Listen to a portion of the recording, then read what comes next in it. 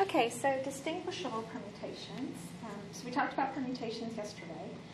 So distinguishable permutations are a little bit different. So let me give you the formula. N factorial over N1 factorial times N2 factorial times N3 factorial, and so on and so forth, as many N values as many distinctive N values as you have. That's why it's called distinguishable permutations, because you're going to have distinctive N values. So I think it'll make more sense when we do an example. So let's see. Let's look at example 4. All right. So Mr. Swenson wants to plant trees on campus. He wants to plant 6 poplar trees, 9 oak trees, and 5 maple trees. In how many distinguishable ways can the trees be planted? All right, so in this case, they're all trees. So they all make a population of trees. That's my N. So N is going to be all of these added together. 6 plus 9 plus 5. All right, so my N is 20. But certain numbers of them are alike. So I'm going to call N1, that's going to be poplar trees. That's 6. N2 is oak trees. That's 9. And N3 is maple trees. That's 5. So now I'm going to plug that into my formula.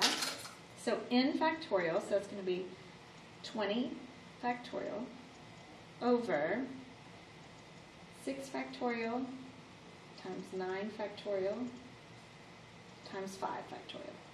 And that's all of the N values that I had. Now, for the first time in a long time, there is not a specific button on your calculator that does that, but we can use our factorial button. And just to make my life easy, I'm going to put it in a fraction bar just like this. So, you can see that. It's kind of hard to see. That's probably better. All right, so I'm going to hit alpha y equals 1, get a big fraction bar. I'm going to put 20 factorial, so I put 20 math, go over to probability 4. And on bottom, I'm going to put 6 factorial, so 6 math probability 4 times 9 factorial, so 9 math probability 4, so that's 9 factorial, times 5 math, arrow over the probability 4, and hit enter, and I get, it is a huge number, 77 million. 597,520. So that's a really large number.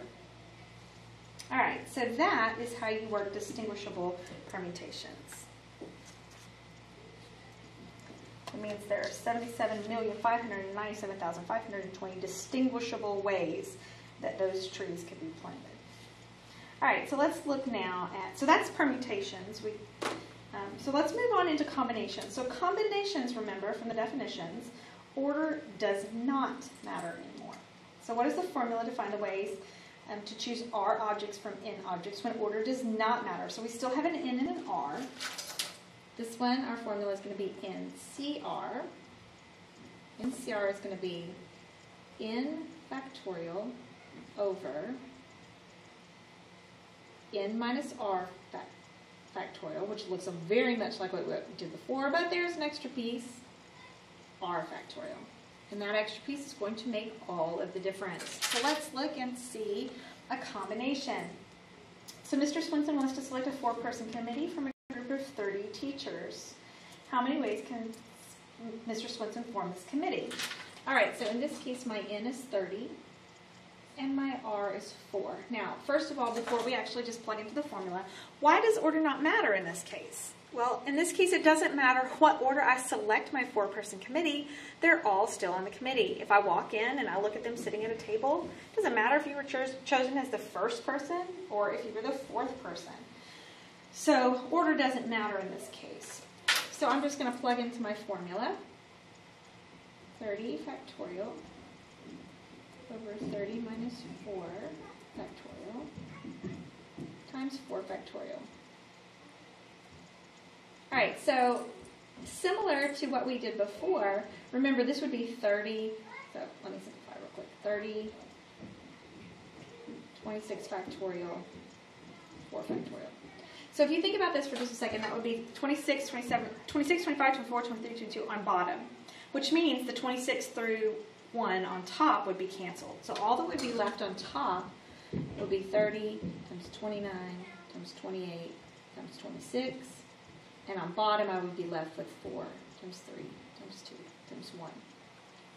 But again, there is a combination button on your calculator, so a lot like the permutations button. You have to put in your n value first. My n value is 30, so I'm going to hit 30, and then math, arrow to probability, combination is number 3. That pulls the NCR up on my window, and then I put in my 4. So your N and your R. N goes in before the NCR, your R goes after.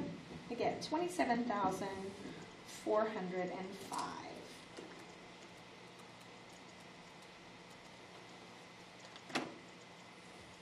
All right, so this time we are going to find the probability of being dealt 5 spades from a standard deck of cards.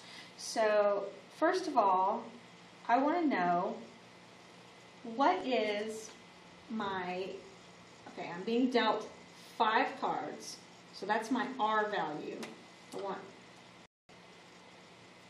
And there are 13 spades. Now, we are going to go from a standard deck, but that's just for the probability. First, I want how many different combinations of 5 spades are there? Well, there's 13 total spades, and I want 5 of them. So that's my first piece. So that's going to be 13 CR. And the probability, there are 52 cards in all. How many different ways could I draw 5 cards? So if I plug it in like that, now I'm going to plug it into my calculator. So alpha y equals 1. So on top, it's how many different ways could I draw 5 spades? There's 13 spades, and I am drawing 5 of them. On bottom, how many different ways could I draw 5 cards out of a deck? So 52, math, probability, combinations, 5. So on top is my representation of how many different ways could I draw 5 spades. And that's going to be over how many different ways could I draw 5 cards.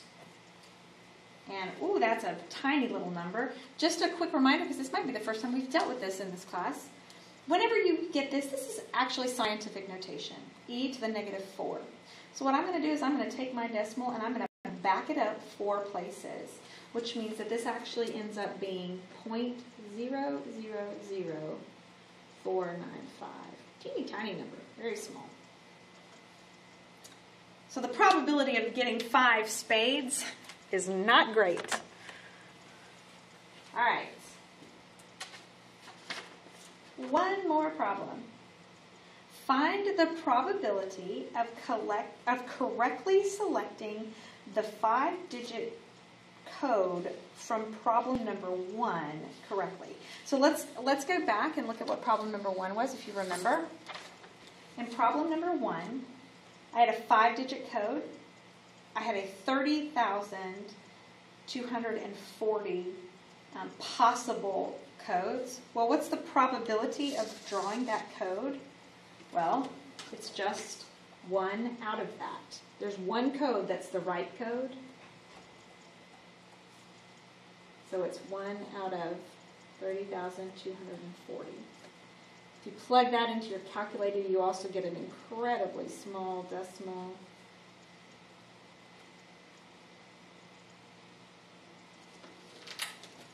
Oops, sorry. I mean to get that off the screen there, but it's just 1 over what we found the possibilities to be.